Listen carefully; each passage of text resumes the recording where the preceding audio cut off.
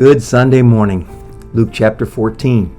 When Jesus noticed that all who had come to the dinner were trying to sit in the seats of honor near the head of the table, he gave them this advice. When you're invited to a wedding feast, don't sit in the seat of honor. What if someone who is more distinguished than you has also been invited? The host will come and say, "Give this person your seat." Then you'll be embarrassed and you'll have to take whatever seat is left at the foot of the table. Instead, take the lowest place at the foot of the table. Then when your host sees you, he will come and say, "Friend, we have a better place for you." Then you will be honored in front of all the other guests. For those who exalt themselves will be humbled, and those who humble themselves will be exalted. Humility. Jesus would like us to demonstrate humility in every regular old situation of life.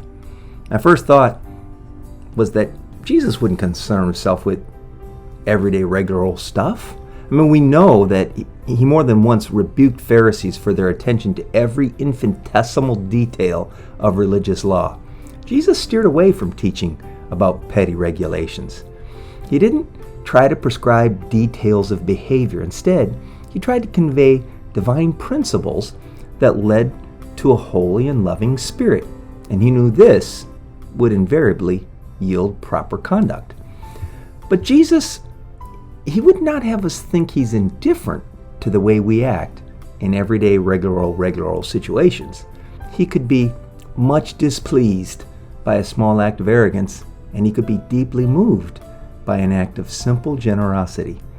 Jesus' advice here on daily living reminds us that these are occasions when, by manifesting a humble spirit, we greatly please God. Jesus here plainly and emphatically commends humility of spirit and behavior, and just as emphatically condemns arrogance. Arrogance always goes too far. Everyone is pleased when the presumptuous person is humiliated, but humility, that's frequently honored, and everyone is gratified when the person who does not think more highly of himself than he ought to think is the object of esteem. Verse 11 makes clear the value of humility. You may not impress people, but you can always impress God. Blessed are the poor in spirit, for theirs is the kingdom of heaven. Spiritual pride, it's utterly offensive to God, and it draws his most serious condemnation. If we exalt ourselves, we have to allow him to humble us. If we humble ourselves, then he's going to exalt us.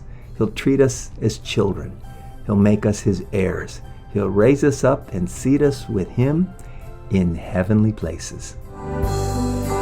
Lord, make me like you. Please make me like you. You are a servant. Make me one too. Oh Lord, I am willing. Do what you must do to make me like you, Lord. Please